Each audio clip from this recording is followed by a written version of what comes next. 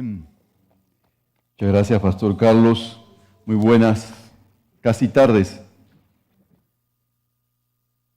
Lucas 23, como acabó de decir el Pastor Carlos. Aprovecho también para darle las gracias a esta comunidad por tantos años que hemos servido aquí, con la ayuda del Señor, con la ayuda de ustedes, con la corrección de los hermanos que estaban cerca de nosotros, que ha sido tan especial para mí. Yo siento que en este pasaje, en estos días que vamos hacia el oriente antioqueño, hacia ir allá, ese sector, como dije el viernes, siento una ambivalencia, nos vamos y no nos vamos. Nos vamos, sí, pero también como estamos en casa y en familia, siempre hay un hogar, una casa aquí donde llegar, y esta es nuestra casa, así que estamos cerca y estamos lejos. Como dijo un poeta uruguayo, los amigos, qué lejos y qué cerca. Muy bien, muchas gracias, hermanos. Lucas 23. Toda la asamblea de ellos se levantó y llevaron a Jesús ante Pilato. Y comenzaron a acusar a Jesús, diciendo: hemos hallado que éste pervierte a nuestra nación, prohibiendo pagar impuesto a César y diciendo que él mismo es Cristo, un rey. Pilato preguntó a Jesús: ¿eres tú el rey de los judíos? Tú lo dices, le respondió Jesús. Entonces Pilato dijo a los principales sacerdotes y a la multitud: no encuentro delito en este hombre. Pero ellos insistían diciendo: él alborota al pueblo enseñando por toda Judea, comenzando desde Galilea hasta aquí. Cuando Pilato oyó esto, preguntó si el hombre era Galileo. Al saber que Jesús pertenecía a la jurisdicción de Herodes, lo remitió a Herodes, que también estaba en Jerusalén en aquellos días. Al ver a Jesús, Herodes se alegró en gran manera, pues hacía mucho tiempo que lo quería ver, porque lo había oído hablar de él y esperaba ver alguna señal que le hiciera. Lo interrogó extensamente, pero Jesús nada le respondió. Los principales sacerdotes y los escribas también estaban allí y lo acusaban con vehemencia. Entonces Herodes, con sus soldados, después de tratar a Jesús con desprecio y burlarse de él, lo vistieron con un espléndido manto. Después Herodes lo envió de nuevo a Pilato. Aquel mismo día Herodes y Pilato se hicieron amigos, pues antes había estado enemistados el uno con el otro. Pilato convocó a los principales sacerdotes, a los gobernantes, al pueblo, y les dijo: me han presentado a este hombre como uno que incita al pueblo a la rebelión, pero habiéndolo interrogado yo delante de ustedes, no he hallado ningún delito en este hombre de las acusaciones que se hacen contra él, ni tampoco Herodes, pues nos lo ha remitido de nuevo, ya que nada ha hecho que merezca la muerte. Por tanto, lo voy a castigar y después lo soltaré. Y tenían la obligación de soltarles un preso en cada fiesta. Pero todos ellos gritaron a una: fuera con este, suéltanos a Barrabás. Barrabás había sido echado en la cárcel por un levantamiento ocurrido en la ciudad y por homicidio. Pilato, queriendo soltar a Jesús, le volvió a hablar. Pero ellos continuaban gritando: crucifícalo, crucifícalo. Y él les dijo por tercera vez: ¿por qué? ¿Qué mal ha hecho este? No he hallado en él ningún delito digno de muerte. Por tanto, lo castigaré y lo soltaré. Pero ellos insistían, pidiendo a grandes voces que fuera crucificado, y sus voces comenzaron a predominar. Entonces Pilato decidió que se le considera su demanda y soltó al que ellos pedían, el que había sido echado en la cárcel por insurrección y homicidio, pero entregó a Jesús a la voluntad de ellos. Hermanos, a lo largo de la historia hemos escuchado muchas caricaturas de Jesús. Un autor preferido mío ha sido John Stott, y él en su libro El cristiano contemporáneo señala 13 retratos distintos a lo largo de la historia que ilustran la tendencia que tiene el ser humano de presentar a Jesús con un atractivo moderno, sin ningún tipo de incomodidad hacia nosotros. el Jesús superstar y todo eso que es del canto, de la paz y todo eso, que es inoperante, que es neutral a todo, que es bueno, pero que en cierta forma no nos incomoda. A través de la historia de la iglesia, también nosotros hemos dibujado unas caricaturas de Jesús. Casi que Jesucristo ha sufrido a lo largo de la historia de la iglesia una repetida crucifixión, dice John Stott. Ha sido azotado, herido, y se ha encerrado, lo hemos encerrado en la prisión de innumerables filosofías y sistemas. Ha sido tratado como un cuerpo de doctrina. Ha sido literalmente sepultado en tumbas conceptuales y cubierto con losas a fin de que no pudiese levantarse y perturbarnos jamás. Pero aquí el milagro de esta sucesión de tumbas conceptuales inoperantes que Cristo Jesús ha sido resucitado vez tras vez. Nuestro desafío en esta mañana, hermanos, es presentar a Jesús tal cual lo presenta las Escrituras. Y especialmente en este texto que tiene la atención de tantas contradicciones, de personajes tan extraños como hay aquí, de dos personajes que de repente se odian, pero que se hacen amigos por Jesús. No en el sentido de una amistad buena, sino una amistad por acuerdos políticos. Este es el Jesús que anticipa a Isaías. Isaías lo describe así, con estas palabras: no hay parecer en él, ni hermosura. Le veremos más sin atractivo para que le deseemos. Despreciado, desechado entre los hombres, varón de dolores, experimentado en quebranto y como que escondimos de él el rostro, fue menospreciado y no lo estimamos. Isaías se refiere a este Jesús que está describiendo Lucas 23 y los siguientes capítulos y los anteriores también. Jesús está llegando sin atractivo a esta audiencia.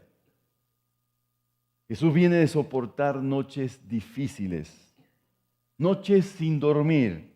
En Getsemaní se sintió como literalmente la palabra significa Getsemaní, como exprimido al punto de sudar gotas de sangre.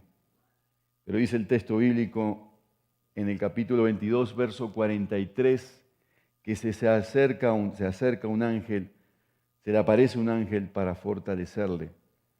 Viene de padecer la traición de Judas, 22, 39 al 46, y la negación de Pedro, también el capítulo anterior, en los 54 al 62. Soporta la burla y los golpes de quienes le custodian. Jesús aquí es inatractivo. La gente no se quiere asociar con este Jesús que está sufriendo. Y hay tres grupos de personas reconocibles acá, un liderazgo religioso. El Sanedrín, se cree que eran los saduceos, un grupo beligerante que tenía el Sanedrín, que lleva la acusación a Pilato, que obviamente pretenden matar a Jesús, que se mate Jesús. Ellos quedan libres, pero que Pilato acceda a esta petición de este grupo manipulador. También está el liderazgo político, Pilato y Herodes, que no hayan de qué inculparlo, que se hacen amigos, como dice aquí, como dije, se hacen amigos por Jesús por conveniencia. Y el pueblo, voluble, cambiante, que un día lo aclaman y al otro lo quieren crucificar. Jesús, en este pasaje, la presencia de Jesús suena incómoda. Y suena incómoda porque todos los personajes que describe este capítulo 23 de Lucas, son personajes que no se quieren identificar por ningún concepto con este Jesús. Es el Jesús que cuesta reconocer. Es el Jesús débil, que llega menospreciado, que llega insultado, que llega sin parecer, que no llega hermoso, que llega camino a la cruz. En primer lugar, los líderes religiosos. ¿Por qué quieren llevar a Jesús al tribunal y acusarlo? Bueno, hay muchas razones. Ellos no saben qué hacer con este Jesús porque le ven crecer en el ministerio, ven que Jesús llega aplaudido a Jerusalén y no saben qué hacer con Jesús. No lo soportan. Su presencia les resulta incómoda porque Jesús, la sola presencia de Jesús, resalta los pecados de muchos de estos religiosos. Jesús los ha desconcertado porque Jesús llega por el camino que ellos no llegan. Se hace de maestro por una vía que no estaba permitida para ellos. No hace el curso de rabino tradicional, no utiliza la escalera apropiada. Para colmo sabe más que ellos. Para colmo es hijo de carpinteros y no se explican cómo un hijo de un carpintero pueda saber tanto. Desde su perspectiva, Jesús se comporta erráticamente porque anda con personas despreciables, porque participa en banquetes, en fiestas, en lugar de ayunar, porque profana el día de reposo al realizar sanidades en ese día, porque desatiende las tradiciones de los ancianos, los rechazan de plano y critican a los fariseos por haberse enaltecido a la tradición por encima, por poner la tradición por encima de las Escrituras. Los acusa de ocuparse más de los reglamentos que de las personas, más de las purificaciones ceremoniales que de la pureza moral, más de las leyes que del amor. Los acusa de ser hipócritas, los acusa de ser guías de ciegos, los compara con sepulcros branqueados. Se hacía insoportable mantener a Jesús.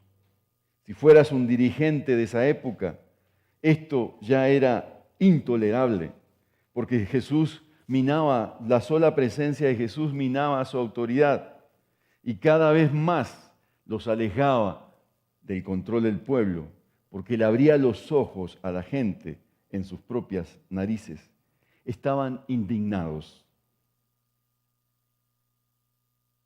Pero la pregunta es, ¿qué llevó a estos hombres a acusar a Jesús y a querer matarlo?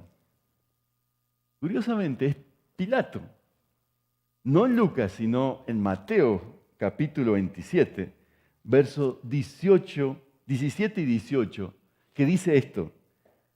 Reunidos pues ellos les dijo, ¿a quiénes queréis que os suelte? ¿A Barrabás o a Jesús llamado el Cristo? Y añade el escritor Mateo, porque sabía que por envidia le habían entregado. Escuché de ustedes, bueno, más que nada de una cuñada, esta frase que la envidia es mejor que, la envidia es mejor despertarla que sentirla. Parece que eso fue lo que les pasó. Pilato, que entendía el corazón humano, entendió qué es lo que había en el fondo de estos personajes, qué es lo que molestaba en realidad. Sí, claro, molestaba todo eso que dije, pero en el fondo es la envidia, porque la envidia, la otra cara de la envidia es la vanidad. ¿Por qué? Porque nadie se siente envidioso porque sí.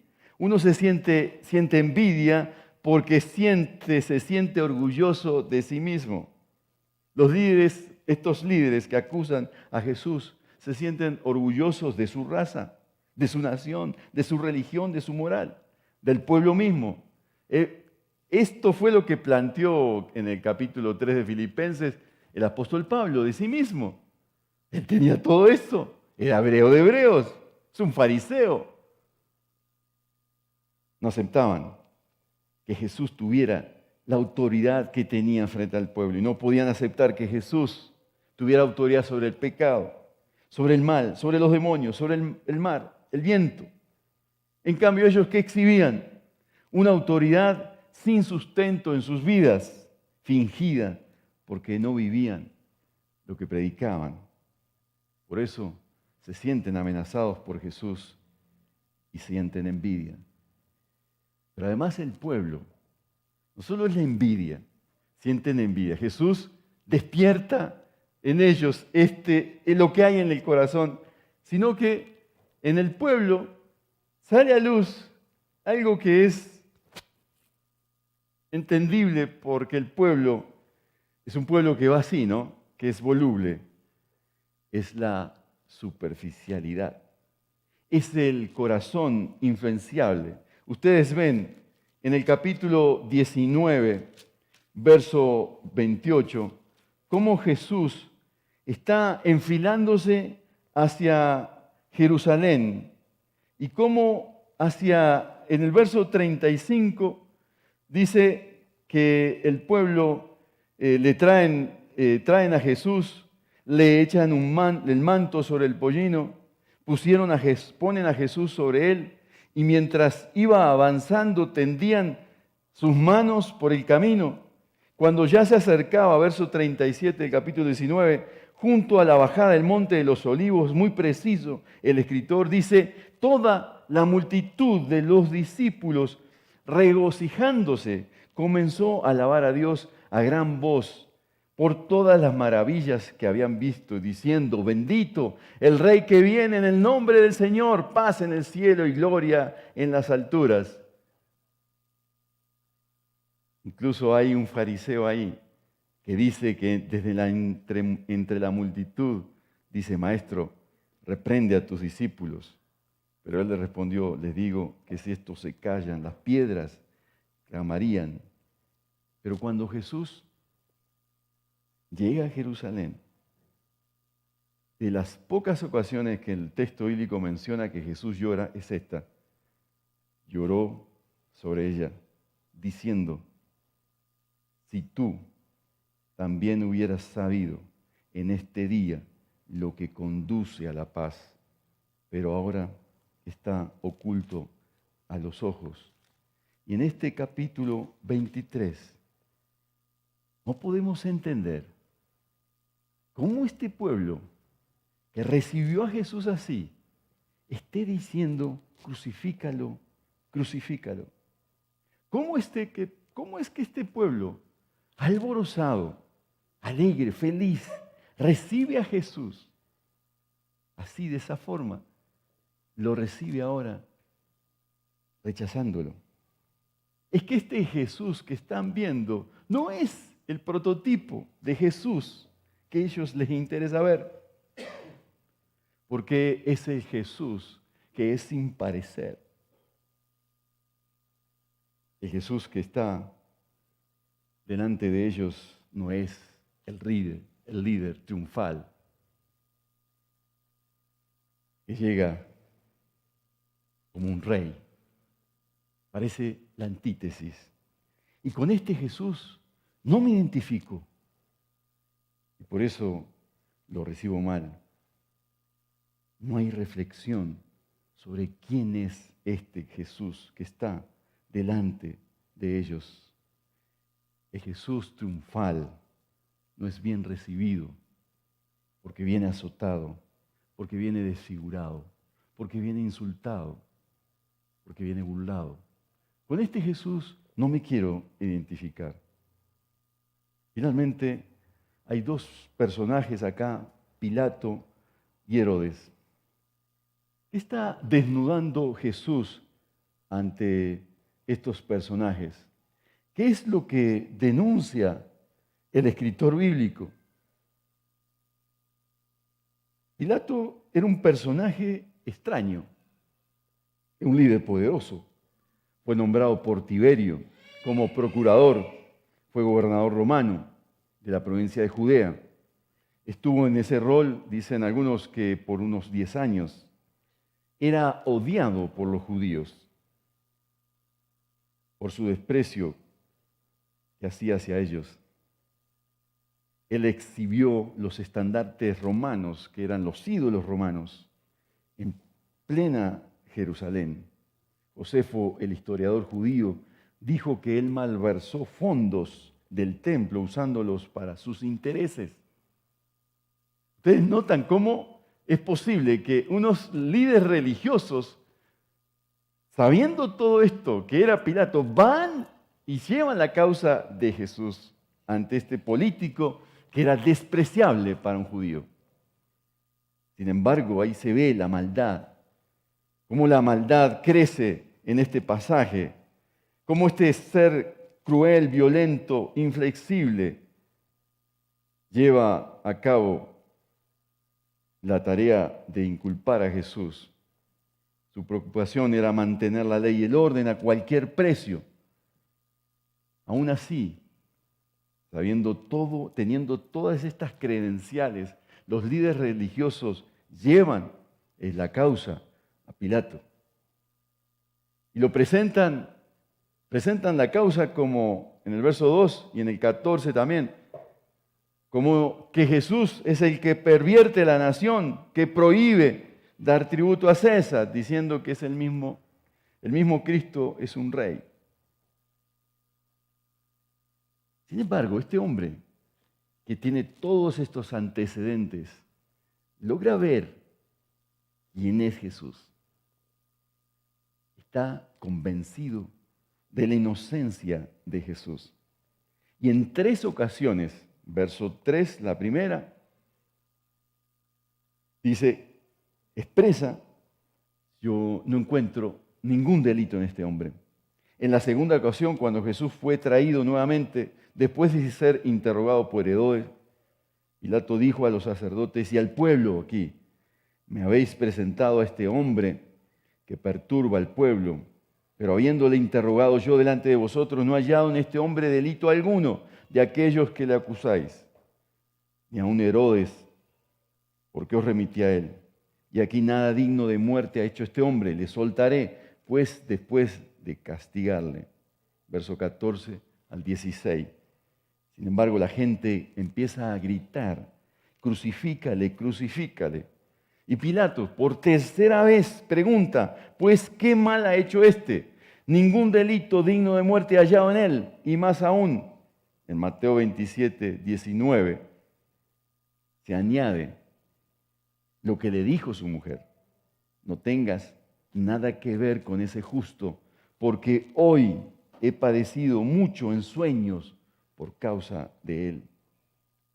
Sin embargo, todo lo que pasa en relación a Jesús y Pilato pone de manifiesto qué es lo que hay en el corazón de este hombre, que es la cobardía. Él quiere, por un lado, evitar la condena de Jesús. No quiere condenar a Jesús, pues creía que era inocente. Pero a la vez teme su exculpación, porque los dirigentes judíos consideraban que era culpable. ¿Cómo podría arreglárselas para hacer ambas si resultaban irreconciliables? Él pretendía presentarse como justo, pero a la vez estaba siendo injusto. Y quiso evadir la cuestión en 4 maneras. En la primera, la que vimos, se lo chutó a Herodes. Quería transferir la decisión, pero Herodes se lo devuelve más astuto. En la segunda forma, intentó medidas parciales. Le castigaré, pues, y le soltaré. Versos 16 y 22. Esperaba que la multitud se conformase con algo menos que la pena capital y que su sed de sangre se apaciguase al ver lacerada la espalda del prisionero. Era una propuesta vil, porque Jesús era inocente. Tendría que haberlo soltado de inmediato, y no lo hace. La tercera, intentó lo que correspondía, soltar a Jesús, pero por una razón equivocada, que la multitud eligiera ella misma soltarlo. Aprovechándose eso, de esta amnistía, él pensó que la gente elegiría a Jesús. Entonces lo soltaría como un acto de bondad y de clemencia de su parte, y no como un acto de justicia. Se trataba de una propuesta astuta pero vergonzosa. El pueblo la frustró porque exigió que el procurador pusiera en libertad a un notorio criminal y asesino como Barrabás. En cuarto lugar, intentó demostrar su inocencia. Tomó agua y se lavó las manos ante la multitud. Esto no lo relata Lucas, sino Mateo 27, 24. Inocente soy yo de la sangre de este justo. Y enseguida entregó a Jesús para ser crucificado. ¿Cómo pudo atreverse a incurrir en esta gran culpabilidad inmediatamente después de proclamar su inocencia? Los versos 23 al 25 nos da la respuesta. Ellos insistían, pidiendo a grandes voces que fuera crucificado. Y sus voces comenzaron, dice el texto bíblico, a predominar. Entonces Pilato decidió que se le concediera su demanda y soltó al que ellos pedían, al que había sido echado en la cárcel por insurrección y homicidio, pero entregó a Jesús a la voluntad de ellos. Pilato cede porque es cobarde. Él cede aún ante su conciencia que le decía que era inocente. Primó el miedo de parecer desleal o débil ante el César, aún ante el pueblo o las autoridades religiosas. Fue más fuerte que su propia conciencia. Anoche estábamos en un rebaño y sé que muchos en esta semana han tenido semana de despedidas de rebaño y demás.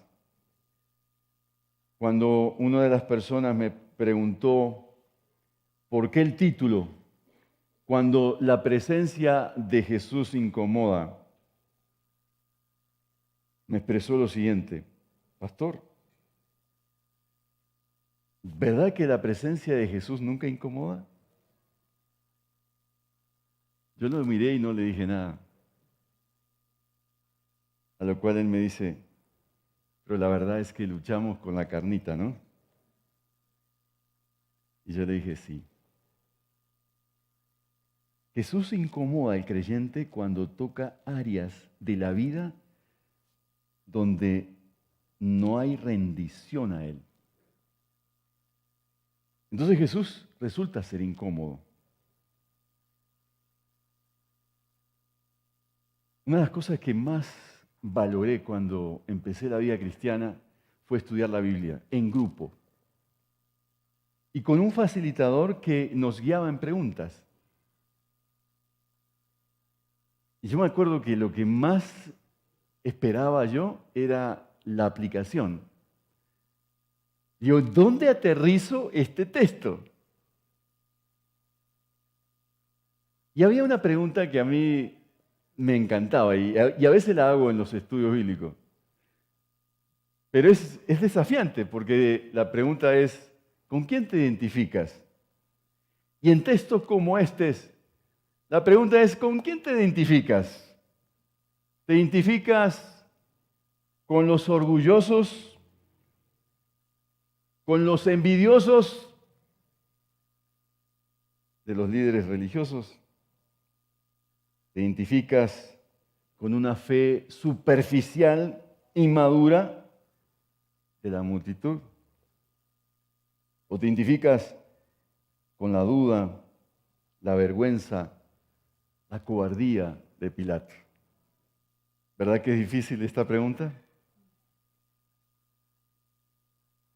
Pero es la pregunta que nos demanda este texto.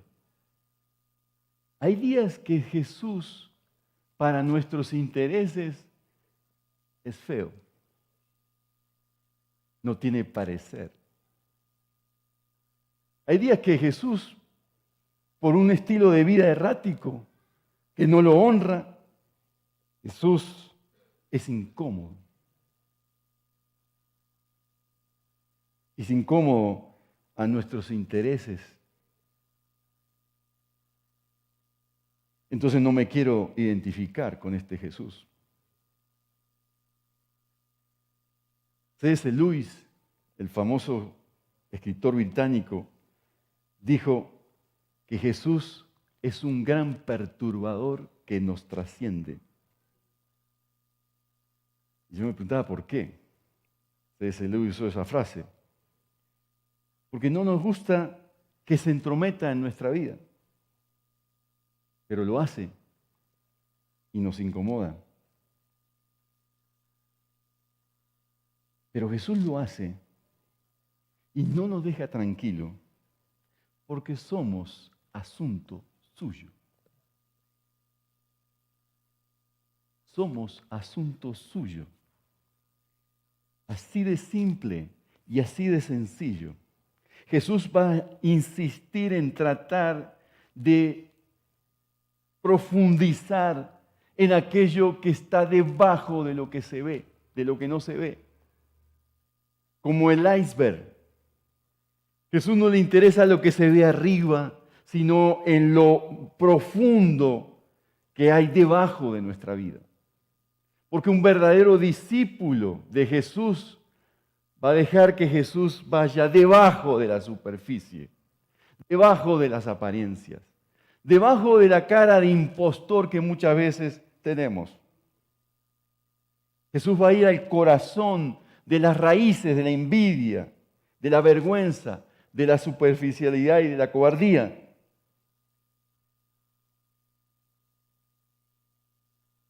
Eso que haces no agrada al Padre. Muchas veces vivimos en esta sociedad la tiranía de los otros. Hay que agradar al otro. Y yo sé de lo que estoy diciendo, mis hermanos.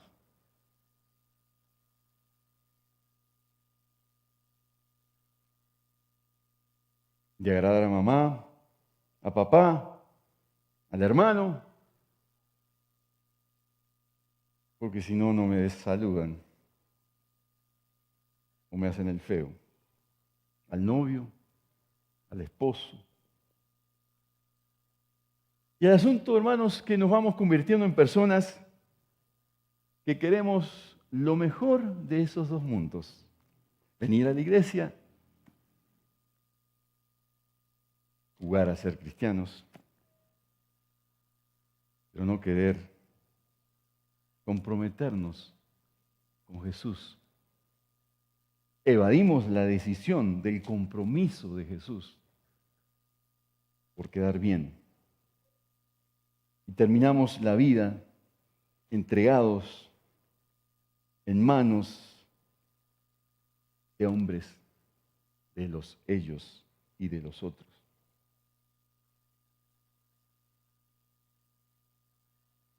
¿Seríamos distintos a este auditorio? Nosotros también somos culpables.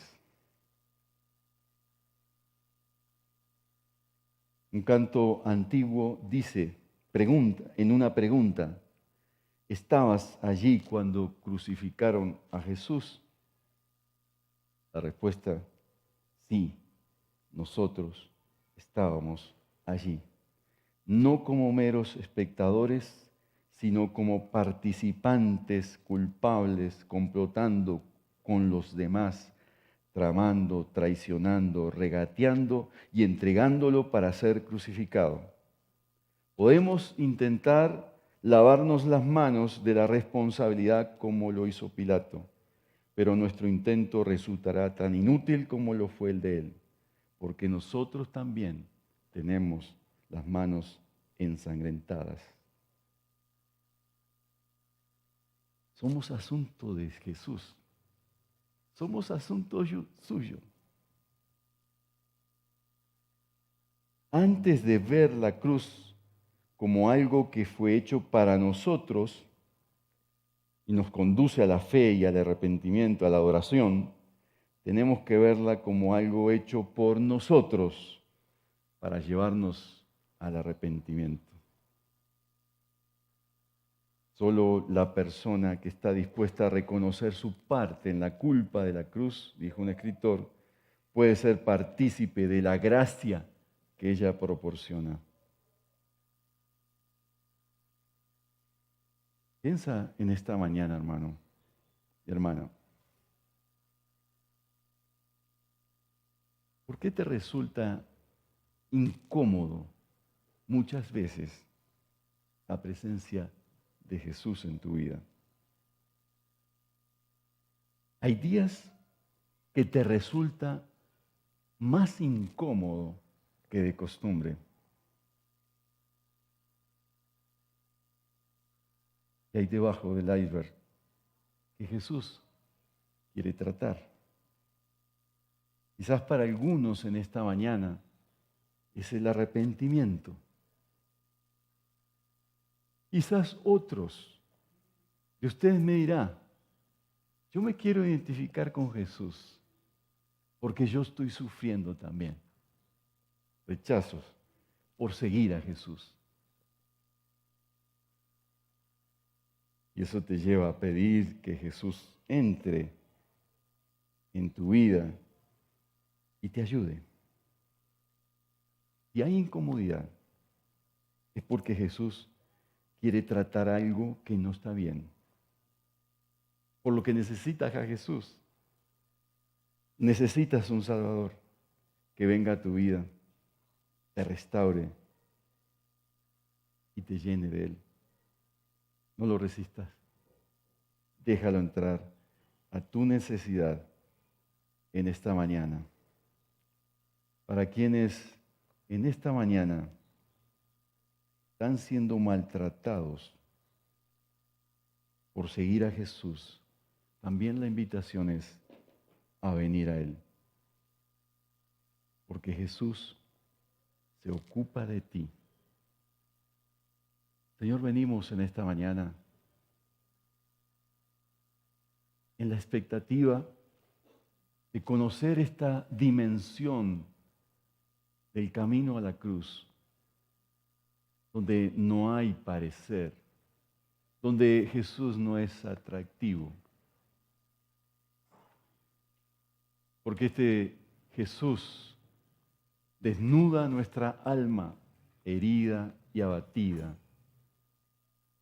y denuncia lo que hay en el fondo del alma, aquello que necesita ser tratado por ti. Oh Dios, ayuda en esta mañana a quienes aquí están sufriendo algo de lo que significa seguirte a ti y están tomando decisiones por seguirte y permanecer fieles a ti. Ayuda a estos grupos de personas, porque tú has muerto por ambos grupos de personas. Y por eso venimos delante de ti, Señor. Gracias en esta mañana por incomodarnos, porque en la incomodidad tenemos un Salvador que se ocupa de nosotros. En el nombre de Jesús. Amén.